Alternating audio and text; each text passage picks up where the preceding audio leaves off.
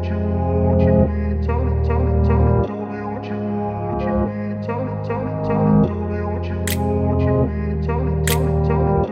स्वागत है जी सभी स्टूडेंट्स का। एक बार फिर हाजिर हैं, न्यूजीलैंड पे बात करेंगे जसमीत भाटिया जी के साथ। लैंडमार्क इमिग्रेशन बेहद पुरानी कंपनी है और जसमीत जी की टीम और जसमीत जी 20,000 से ज़्यादा स्टूडेंट्स को गाइड करके वीज़ा लेने में मदद कर चुके हैं, चाहे टूरिस्ट हैं चाहे स्टूडेंट हैं।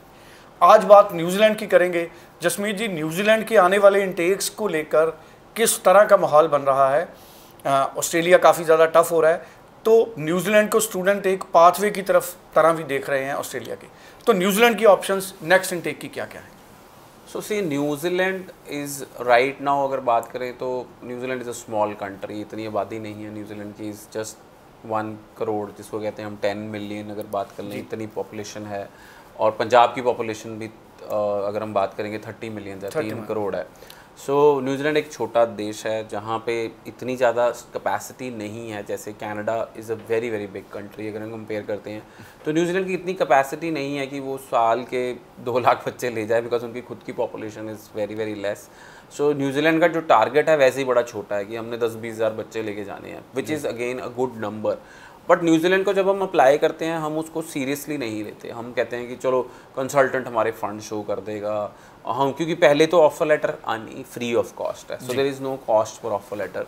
फिर उसके बाद जो फाइल प्रिपरेशन पे सारा टाइम लगता है।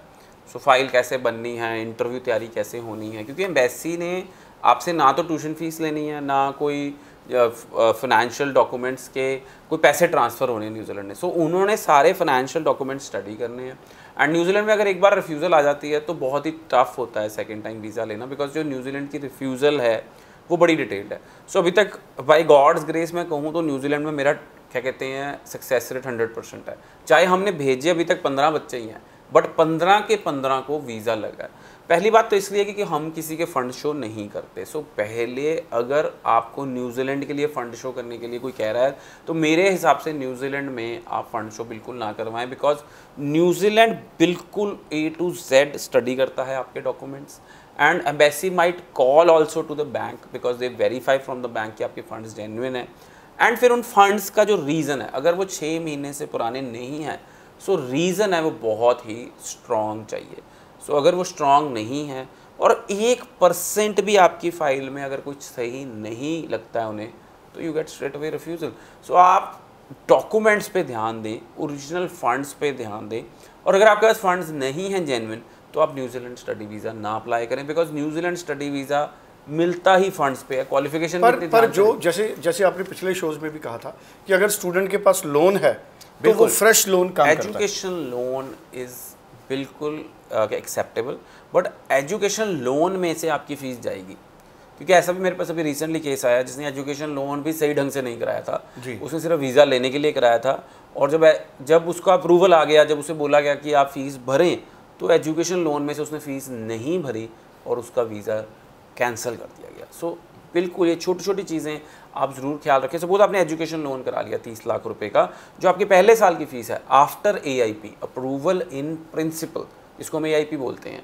सो न्यूजीलैंड में AIP आता है, एम्बेसी आपको मेल करती है कि your visa is approved, now go ahead send me your fee receipt and go ahead send me, अगर आपने FTS में अप्लाई किया, कि send me your living cost fee receipt.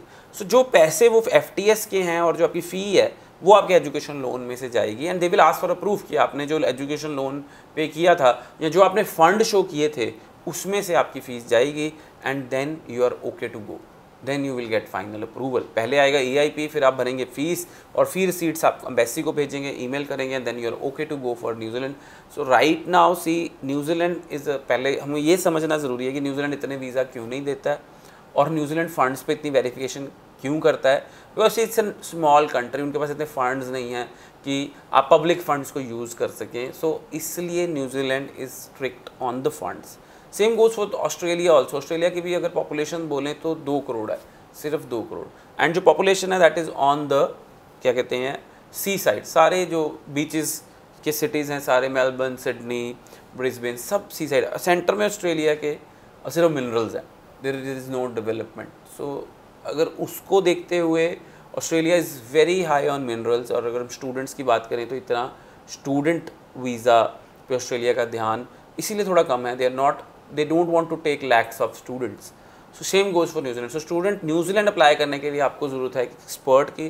So landmark immigration है एक्सपर्ट. सो आप लैंडमार्क इमिग्रेशन को contact कर सकते हैं. बिल्कुल ठीक है. सो नेक्स्ट इंटेक्स की बात भी जसमीत जी ने हमारे साथ की है कि अब जनवरी और फरवरी इन इंटेक्स में स्टूडेंट्स फोकस रख सकते हैं. सो बड़ी इंपॉर्टेंट इन्फॉर्मेशन जसमीत जी ने हमारे साथ शेयर की है. आप सारी चीज़ों का ध्यान रखें. 90413 90412 पे आप कॉल कर सकते हैं. Thank you so much. Thank you so much.